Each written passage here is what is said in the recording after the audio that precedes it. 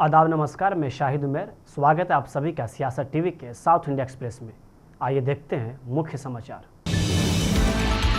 हैदराबाद के चेवल्ले में हुए दर्दनाक बस हादसे में सिर्फ 19 जिंदगियां नहीं ली बल्कि सवालों की लंबी कतार भी पेश कर दी है, जिसे अब Telangana state human rights commission ने उठाया है। इस हादसे के बाद ये आयोग अपनी सक्रियता दिखाते हुए सिस्टम फेलियर की तस्वीर सामने ला रहा है। TSHRC ने मामले पर स्वतः संज्ञान लिया और हादसे में मारे गए 19 लोगों के संदर्भ में संबंधित अधिकारियों से विस्तृत रिपोर्ट तलब की है। आयोग ने मीडिया रिपोर्ट्स का हवाला देते हुए चेवल्ला तांडूर मार्ग को मौत का गलियारा कहा है, जहां रोड की दशा, विभाजक की कमी, तेज गति, ओवरलोडिंग और हाईवे चौड़ा न होने जैसे कारणों से अक्सर जान माल का मंजर बनता रहा है। TSHRC ने स्पष्ट किया है कि इन घटनाओं में प्रशासनिक लापरवाही, प्रवर्तन तंत्र की विफलता एवं संबंधित विभागों की जवाबदेही की कमी प्रमुख भूमिका निभा रही है, जो कि संविधान के अनुच्छेद 21 में सुरक्षित जीवन व सुरक्षा के अधिकार का लगातार उल्लंघन है। आयोग ने national highway authority of India, Telangana state road transport corporation, परिवहन विभाग, गृह विभाग, खनन भू विज्ञान विभाग और रंगारेड्डी जिला कलेक्टर को 22 दिसंबर तक तथ्यात्मक व कार्रवाई संबंधित रिपोर्ट पेश करने का निर्देश दिया है।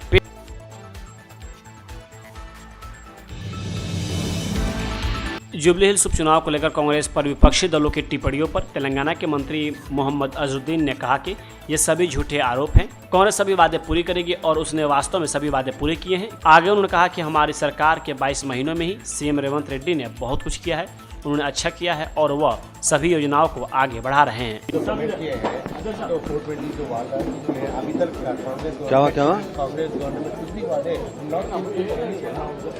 ये पूरा गलत एलिगेशन है। कांग्रेस पार्टी हर वादे पूरे करेगी और वादे पूरे कर रही है और चल रहा है। जो भी काम है आप लोग देख रहे हैं, गारंटीज आ रहे हैं, राशन कार्ड आ रहा है, बारीक चावल आ रहा है, मशीन दिए है, 200 यूनिट्स इलेक्ट्रिसिटी फ्री है। जो भी वादे कर रहे हो 100% पूरे होंगे, क्योंकि केसीआर की जो गवर्नमेंट थी वो लोग भी 4-4.5 एंड में जब हो रहे थे, जब थोड़े थोड़े वादे पूरा करने लगे।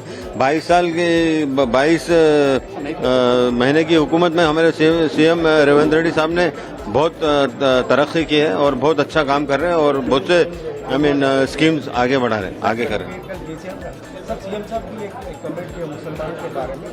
नहीं, मुसलमान के बारे में जो सीएम साहब बोले कि साथ मिलके है, इसका आप मिस रिप्रेजेंट मत करिए। हर चीज को आप नेगेटिव में लेंगे तो फिर कोई भी आप भी नहीं बोल सकते ना मैं बोल सकता। आप पॉजिटिव में लिए, पॉजिटिव बात है। गलत क्या बोल रहे? दो मुसलमान और कांग्रेस मतलब सेम है, तो गलत क्या उसमें? हर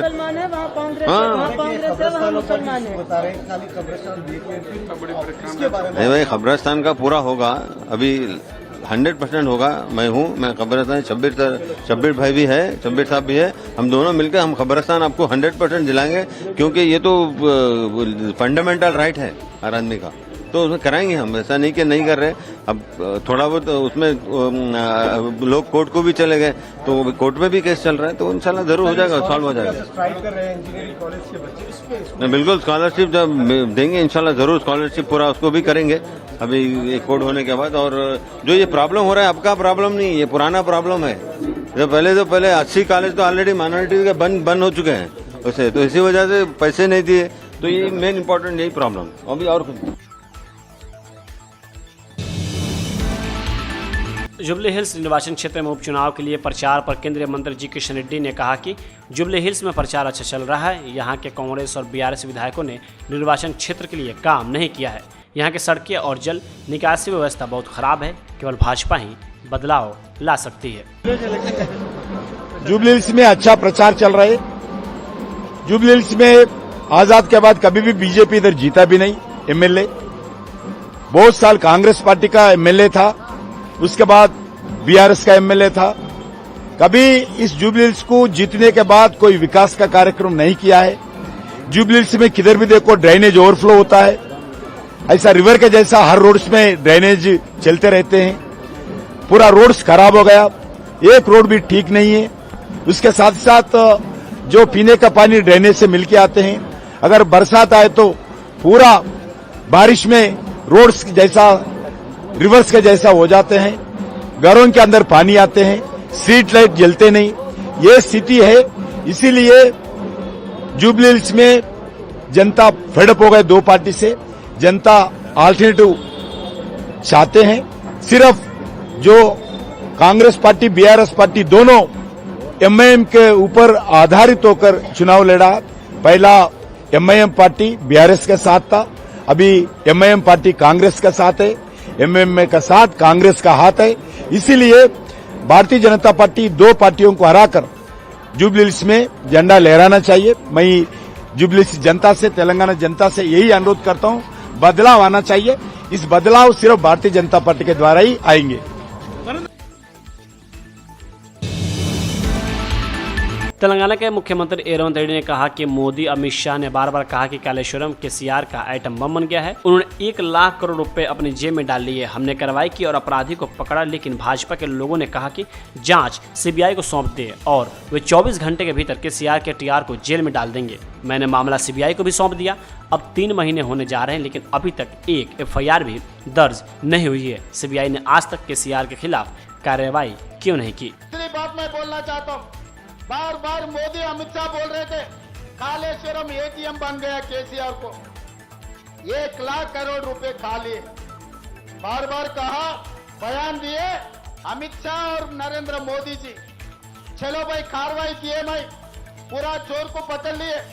बीजेपी वाले बोले, किशन रेड्डी ये कहा भाई सीबीआई को दे दो, 24 घंटा में हम लोग अंदर डालेंगे केसीआर केटीआर।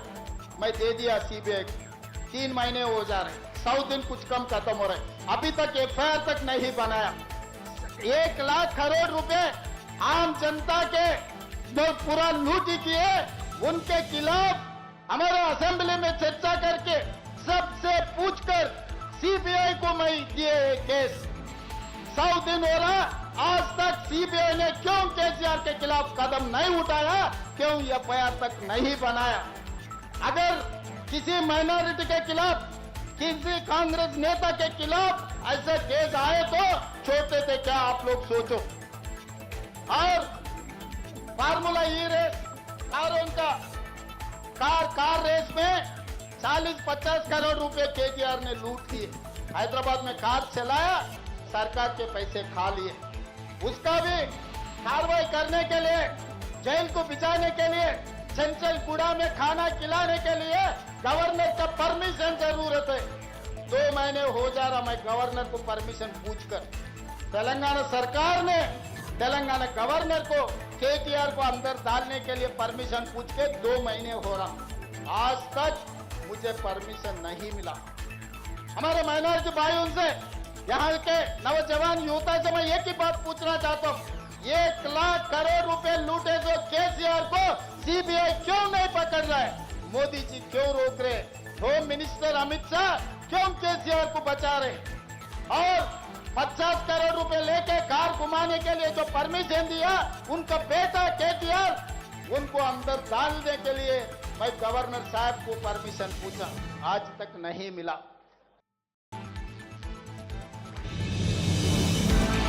कांग्रेस नेता वी हनुमंत राव ने केंद्रीय मंत्री राजीव रंजन उर्फ ललन सिंह के खिलाफ अंबरपेट पुलिस स्टेशन में शिकायत दर्ज कराई, जब उनका एक वीडियो सामने आया जिसमें उन्होंने कहा कि बिहार में चुनाव के दिन विपक्षी नेताओं को अपने घरों से बाहर निकलने की अनुमति नहीं दी जानी चाहिए।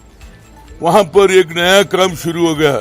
केंद्र सरकार का मंत्री राजीव रंजन अलियास ललन सिंह केंद्र का मंत्री है, वो वोटों को डराने का काम कर रहे। भाई गरीब वोट डालेंगे तो उसको रोक देना, वोट नहीं डालने देना, ये कहाँ का तरीका है? बाबा साहब अम्बेडकर कॉन्स्टिट्यूशन में लिखा हर आदमी वोट डालना। मुकेश अंबानी भी वोट डालता, वैसा गरीब रिक्शा वाला भी, ऑटो रिक्शा चलाने वाला भी वोट का हक दिया। गरीब हर आदमी को वोट का हक दिया जो बाबा साहब अम्बेडकर। पैसे वालों को 2 वोट नहीं दिया, गरीबों को 1 वोट नहीं दिया, सबको एक ही बराबर 1 वोट दिया। तो आज क्या हो रहा, वहां पर भी अन्याय करके वोट जीतने का काम कर रहे। मगर इसके ऊपर बराबर में पुलिस स्टेशन में, वहां पर भी पाटना में भी इनके ऊपर केस लगाए, केस रजिस्टर हुआ। वैसी तेलंगाना में भी, स्पेशली हैदराबाद में भी अंबरपेट पुलिस स्टेशन में CI को मैं दिया।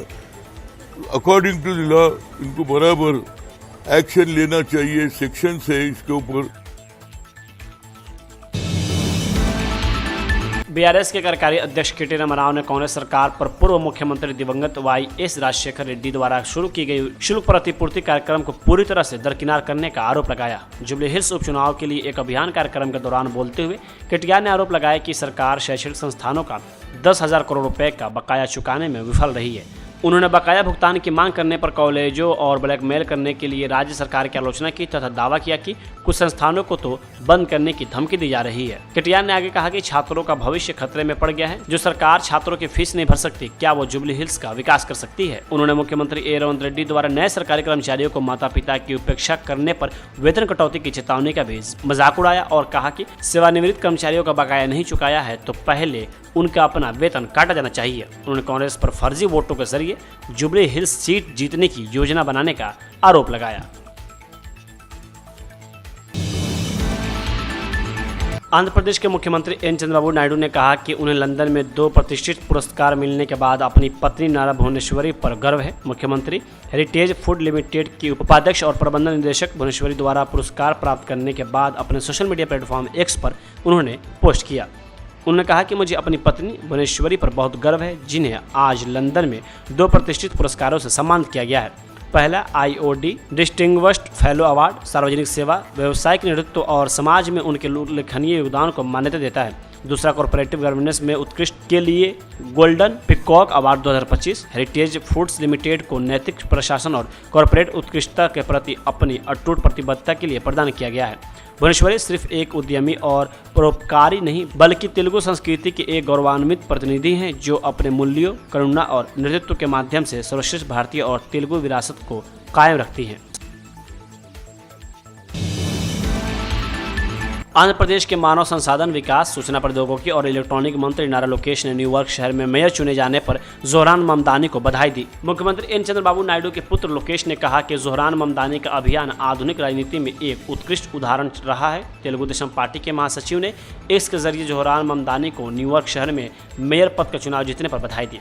लोकेश ने लिखा, भारतीय मूल के एक युवा राजनेता के रूप में उनका अभियान आधुनिक राजनीति में एक उत्कृष्ट उदाहरण रहा है। तीखे संदेश, स्मार्ट सोशल मीडिया और लोगों के प्रामाणिक जुड़ाव राजनीति विकसित होती है और हमें भी विकसित होना चाहिए। आगे उन्होंने लिखा कि दुनिया भर के नवोदित राजनेताओं के लिए बहुत सारे सबक। Democratic socialist Zohran Mamdani New York शहर के मेयर चुने गए हैं। उन्होंने न्यूयॉर्क के पूर्व गवर्नर एड्रियू कुओमो को हराया है। 34 वर्षीय जोहरान ममदानी इस पद पर आसीन होने वाले पहले मुस्लिम और भारतीय मूल के पहले व्यक्ति हैं।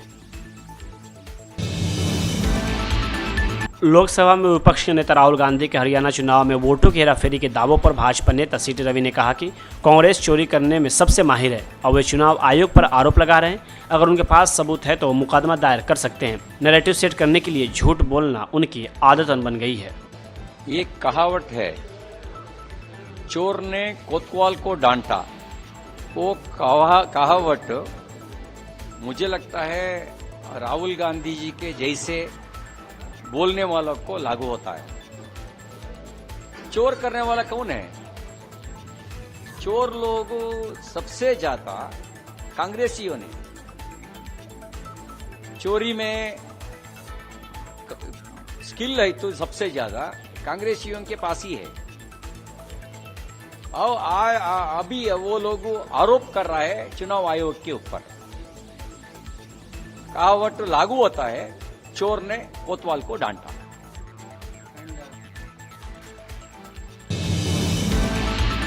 कर्नाटक बीजेपी एमएलए महेश तेंगेकई ने कांग्रेस सरकार पर हमला बोलते हुए कहा कि कर्नाटक में जारी अशांति पर चर्चा की गई, खासकर बेलगावी जिले में कई दिनों से चल रहे बड़े विरोध प्रदर्शन पर। इन बड़े विरोध प्रदर्शन के बावजूद सरकार विचलित दिखाई देती है और दिल्ली में राजनीतिक गतिविधियों पर ध्यान केंद्रित करने के कारण प्रदर्शनकारियों की चिंताओं को दूर करने के लिए उसके पास समय नहीं है। उन्होंने आगे किसानों के मुद्दों को उठाते हुए भी कांग्रेस सरकार को घेरने की कोशिश की। के बारे में देखिए, हम पहले ही बता चुके थे कर्नाटक में नवंबर 14 के बाद बहुत बड़ा हलचल कर्नाटक में होने वाला था और ये नवंबर 14 से पहले ही चालू हो सकता है। एक तरफ फार्मर्स इतना बड़ा प्रोटेस्ट कर रहे हैं, बेलगांव डिस्ट्रिक्ट में इतना बड़ा प्रोटेस्ट 3-4 दिन से वो लोग कंटिन्यू कर रहे हैं, लेकिन सरकार के पास उसको जाके मिलके उसके बारे में क्या है, उसका प्रॉब्लम क्या है, उसको सोचने के लिए टाइम नहीं है, वक्त भी नहीं है, क्योंकि सब लोग अभी दिल्ली को दौड़ होने के लिए स्टार्ट कर चुके हैं। सीएम भी दिल्ली को जा रहे हैं, डीसीएम भी दिल्ली को जा रहे हैं और मंत्रिमंडल का मंत्री लोग भी जा रहे हैं और जो मंत्री बनना चाहते हैं वो लोग भी अभी दिल्ली का टूर करने के लिए चालू कर चुके हैं। पहले भी कर्नाटक में डेवलपमेंट के बारे में जो था वो पूरा टप पड़ गया है, अभी वो नहीं हो रहा है, काम भी नहीं ठीक तरीके से नहीं हो रहा है। फिर भी मैं आग्रह करता हूँ जो फार्मर्स का स्ट्राइक अभी कर्नाटक में चल रहे हैं उसके बारे में सरकार त्वरित जाके उनके साथ बातचीत कर देना चाहिए और इसको हल निकालने का जो काम है वो कर देना चाहिए। टीवीके के अध्यक्ष विजय ने आज घोषणा की है कि 2026 के तमिलनाडु विधानसभा चुनाव में उनकी पार्टी और सत्तारूढ़ डीएमके के बीच सीधे टक्कर होंगे। खुद को पार्टी का मुख्यमंत्री पद का उम्मीदवार घोषित करते हुए विजय ने दृढ़ विश्वास व्यक्त किया है कि टीवीके की जीत की 100% संभावना है। मालम्मापुरम के एक निजी होटल में आयोजित पार्टी की विशेष आम परिषद की बैठक में बोलते हुए विजय ने एक जोशीला भाषण दिया जो 27 सितंबर को करुण भगदड़ त्रासदी के बाद उनका पहला बयान सामने आया था, जिसमें टीवीके की रैली को संबोधित करते हुए 41 लोगों की जान चली गई थी। वही विजय ने करुण की घटना को एक अस्थायी बाधा बताया, जिसके बाद उन्होंने आरोप लगाया कि सत्तारूढ़ डीएमके तंत्र द्वारा रची गई थी। सरकार पर तीखा हमला करते हुए उन्होंने प्रशासन द्वारा त्रासदी से निपटने के तरीके पर सवाल उठाए और सत्तारूढ़ दल पर इसका राजनीतिक फायदा उठाने का प्रयास करने का आरोप लगाया। उन्होंने कहा कि डीएमके और उसके अध्यक्ष मुख्यमंत्री एमके स्टालिन ने इस घटना का इस्तेमाल टीवीके को बदनाम करने के लिए किया था। इसके लिए उन्होंने एक सदस्यीय जांच आयोग नियुक्त किया और वरिष्ठ आईएएस और पुलिस अधिकारियों को पार्टी की छवि खराब करने के लिए तैनात किया। साउथ इंडिया एक्सप्रेस यही होता है समाप्त। मुझे दे अब इजाज़त। बाकी खबरों के लिए बने रहें सियासत टीवी के साथ।